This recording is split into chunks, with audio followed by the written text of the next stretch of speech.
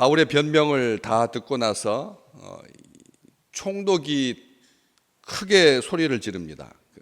그 앞에 마지막 부분에서는 이 19절의 말씀에 바울이 아그리빠 왕이여, 그러므로 하늘에서 보이신 것을 내가 거스르지 아니하고 쭉 그렇게 했는데 유대인들이 성전에서 나를 잡아 죽이고자 했다. 다시 말하면 아그리빠 왕을 상대로 이제 성전과 관련된 유대 문화와 관련된 유대 종교와 관련된 유대 전통과 관련된 그런 설명을 했는데, 그래서 하나님의 도우심으로 내가 오늘까지 서서 높은 사람 낮은 사람 가리지 아니하고 선지자와 모세가 반드시 되리라고 말하는 것을, 즉 그리스도가 고난을 받으실 것을, 죽은 자 가운데서 다시 살아나셔서 이스라엘과 이방인들에게 빛을 전하실 것이다라고 하는 그런 굉장히 유대적인, 이게 형사법적인 그런 측면이 아니라 종교적인 차원에서 내가 신성모독하지 않았다라고 하는 것을 변명하고 있는데, 24절 말씀에 옆에 듣고 있던 베스도가 크게 소리를 내서 큰 소리로 바울아 네가 미쳤다 이렇게 말하는 거죠. 네 많은 학문이 너를 미치게 한다, 이렇게 반응을 보입니다. 왜 그랬을까? 왜 갑자기 화가 났을까? 왜 소리를 지르게 되었을까?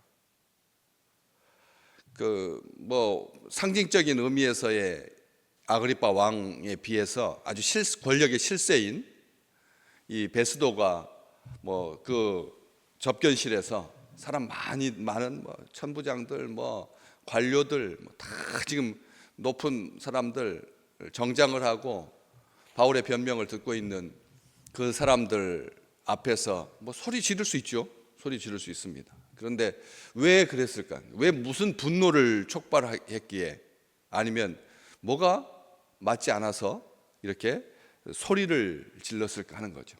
보통 그런 경우에는 아무리 자기가 최고이지만 그러니까 높은 사람들에게 보여지는 그 안하무인, 그냥 함부로 하는 거, 그리고 다른 사람들 전혀 신경 쓰지 않는 것, 소리 지르는 것, 그거야 우리가 주변에서 많이 봐오니까 그럴 수 있겠다 이렇게 넘어갈 수도 있겠지만, 한번 가만히 생각해 봤어요. 지금 부임한 지 사흘 됐을 때, 총독으로 부임한 지 사흘 됐을 때부터 이 바울 고발과 관련하여서 굉장히 신경 쓰는 일이 많았거든. 그렇잖아요. 첫 부임한 지 첫 케이스이기도 하고, 그리고 부임하고 나서 조금 이제 밀월 기간을 갖잖아요. 한 3개월 정도, 5개월 정도 이렇게 밀월 기간을 가져서 이런 좀 까다로운 일들은 좀 배제되는 일이, 그게 정상적인데, 그냥 부임한 지 사흘째 되는 날부터 바울 때문에 바빴던 거죠. 그래가지고 바울한테 물어보니까 나는 아무 죄도 없다, 불의를 행한 일이 없다. 내가 만약 죽을 죄를 지었다면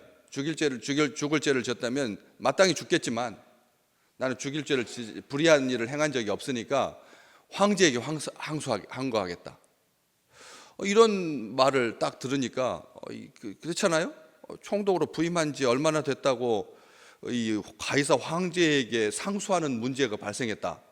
전임 때부터, 벨릭스 총독 때부터 쌓였던 누적된 그런 문제가 폭발해가지고 황제한테 올라올 수도 있겠지만, 어쨌든 부임 초기에 이런 불미스러운 일로 인하여서 황제를 번거롭게 한다라고 하는 것 때문에 신경 써서 일을 진행하고 있는데, 이 보고서를 작성하려고 자세히 듣던 그가 볼 때 이게 제정신이 아니라는 거죠. 바울이 제정신이 아니라는 겁니다. 아무리 총독이어도 복음을 처음 접했을 때 미친 것으로 보였다라고 하는 거죠. 미친 것으로 보였다. 바울이 미쳤다. 저 사람은 뭐예요? 예수에게 미쳤다. 요한복음 10장에 보면 예수님께서 나는 양의 문이다, 나는 선한 목자다, 이렇게 말씀을 전하시는데, 20절에 그 중에 많은 사람들이 말하되 그가 귀신 들려 미쳤다. 귀신 들려 미쳤다. 미친 것도 더럽게 미쳤다는 겁니다. 더럽게 미쳤다. 그냥 뭐 얇게 미쳤다. 이런 그런 게 아니라 귀신 들려 미쳤다. 정말 치명적인 말이잖아요. 한 사람한테 우리 주님께서 미쳤다고 소리를 들을 일이 전혀 없는데도 그렇게 미쳤다고 들어요. 가족들도 마찬가지고요. 가족들도 예수님에 대해서 미쳤다고 생각했습니다. 귀신 들려서 미쳤다. 이렇게 했다는 거죠. 노아가 배를 짓고 있을 때 사람들은 노아에 대해서 어떤 생각을 가졌을까요? 배가 있어야 할 장소가 아닌데 배가 있어야 할 장소가 아닌데 아들 셋 다 데리고 100년째 언제쯤부터 미쳤다고 생각했을까요? 언제쯤부터? 배를 짓기 시작할 때 배 크기가 아니 생전 보도 듣도 못한 배 크기거든. 그것도 배도 지으려면 제대로 이렇게 날렵하게 유선형으로 해가지고 뭐 돛도 달고 뭐 이런 게 아니라 상자처럼 만들고 있으니까 사람들이 몇 년쯤 지나면 사람들이 수근수근했을까요? 여러분 생각하시기에 우리 같으면 한 3개월만 그렇게 지어도 3개월 정도만 그렇게 짓고 있어도 6개월? 한 1년? 한 3년? 5년?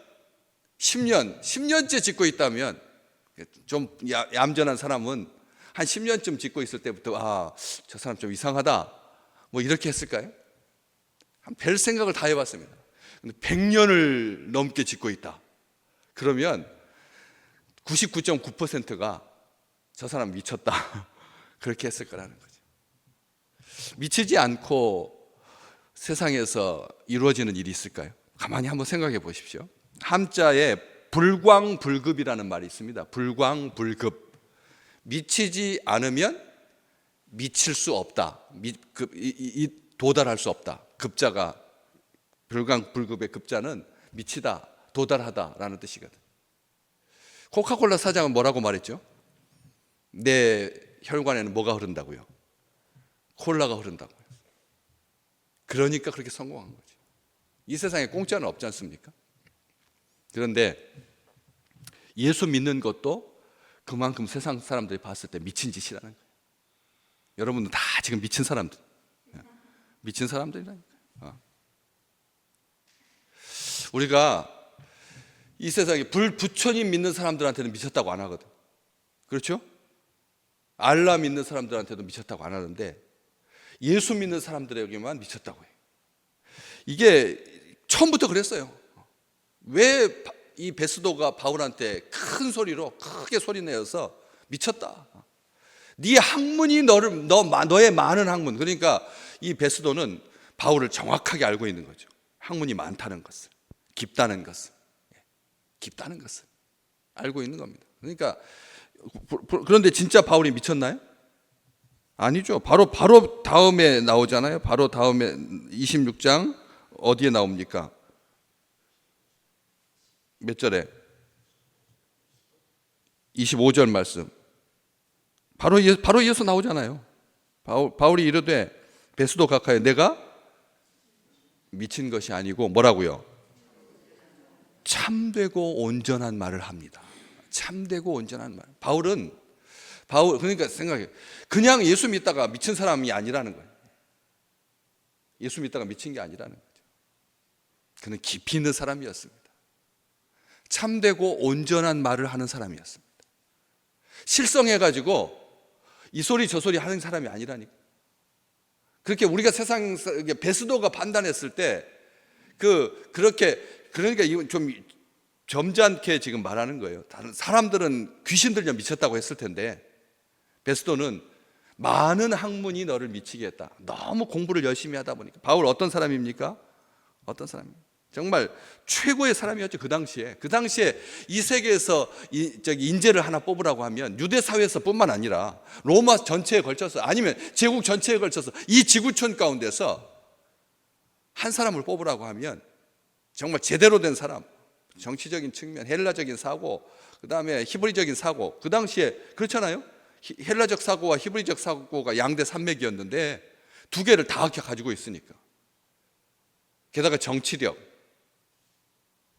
그리고 그 진정성, 한 사람을 딱 택하라면 바울입니다. 답은 바울인데, 이 사람이 뭐라고 최후 진술을 하는 거예요. 지금 이게 최후 진술, 이게 이제 최후 진술이고, 그 다음에 이제 7장으로 가면 어떻게 됩니까? 우리가 배를 타고 이탈리아로 가기로 작정되매, 이제 이송하는 거예요.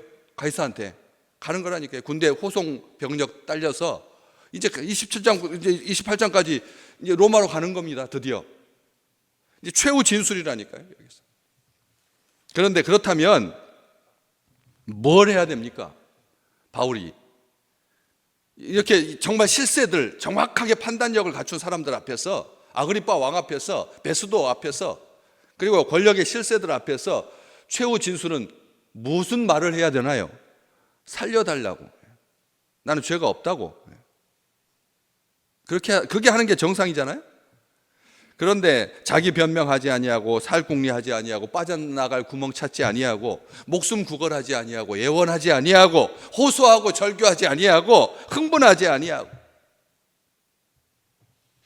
예수 복음 담대하게 서서 예수 그리스도께서 고난을 받으셨고, 그리고 죽은 자 가운데서 먼저 다시 살아나셔서 이스라엘과 이방인들에게 빛을 전하실 것이다 라고 하는 그 구약의 선지자들의 예언의 말씀, 반드시 되리라 라고 하신 하나님의 약속에 대해서 예수님이 성취하신 분이다, 예수님이 메시아다, 예수님이 하나님이다, 예수 믿고 구원받아야 된다, 죄사함, 주님께서 이 땅에 오신 이유가 뭐냐? 죄사함 받고 구원받게 하시려고 오신 거 아니냐? 아그리빠 왕, 너는 그냥 명분만, 명색만 왕이지, 지금 여동생하고 같이 이 자리에 참석하고 있는, 네가 허울 뿐이지 않느냐 하면서 말하고 있다는 것이죠. 정신을 쏙 빼놓게, 빠져들게 그렇게 복음을 전했다는 거죠. 공짜는 없다고 아까 말씀드렸습니다. 미쳐야 미친다. 오늘 잘 기억했으면 좋겠습니다. 이 사순절 첫 번째 주를 마무리하면서 뭐 해야 미친다, 뭐 된다고요? 미쳐야 미친다. 미칠 급자, 목적을 이룰 수 있다. 미쳐야 빛나는 성취를 이룰 수 있습니다. 우리 인생도 마찬가지죠. 우리 자녀들도 마찬가지고, 우리 교회도 마찬가지고요. 복음에 미쳐야, 예수에 미쳐야, 특별하게 그리스도의 십자가에 미쳐야. 그리스도의 십자가에 미친다라고 하는 말은 주님의 십자가만을 붙드는 거죠. 세상 사람 보기에는 미련한 거죠. 밧줄을 붙잡아야죠. 밧줄을. 인맥을 붙잡아야죠.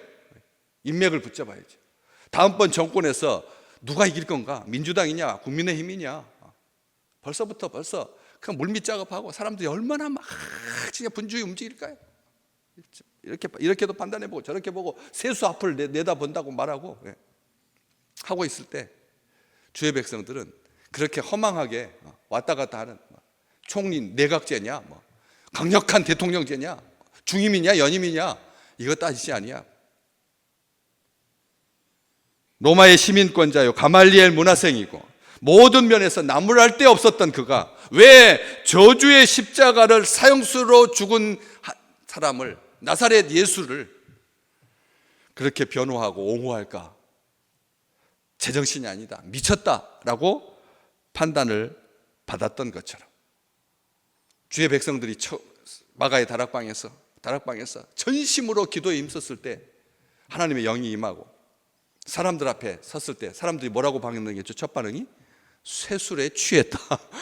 예수쟁이들이 낮부터 낮술에 취했다, 쇠술에 취했다, 그렇게 평가를 받았던 것처럼, 터무니없는 미친 소리로 들리는, 미련하게 보인 이것을 붙잡고 있는 주의 백성들에게 주님은 분명히 말씀해 주십니다.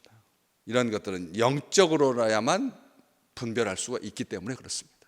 우리가 지금 믿는 이 길은, 우리가 가는 이 길은, 우리가 붙잡는 이 약속은, 우리가 하는 이 기도는 영적으로야만 해석이 된다는 거죠. 오늘 또 한 주간 수고 많으셨습니다.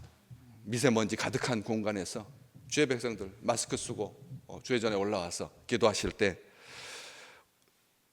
너무 귀한 것을 받았으니까, 우리가 너무 이 세상에서 줄 수 없는, 하나님이 자기 목숨을 나를 위해 주셨는데 너무 귀한 것을 받았으니 그 너무 귀한 은혜가 우리에게 주어졌으니 우리가 미쳤다라고 하는 소리에 연연하지 아니하고 오직 우리 주님의 십자가만 붙들고 앞으로 나가시기를 주의 이름으로 축복합니다.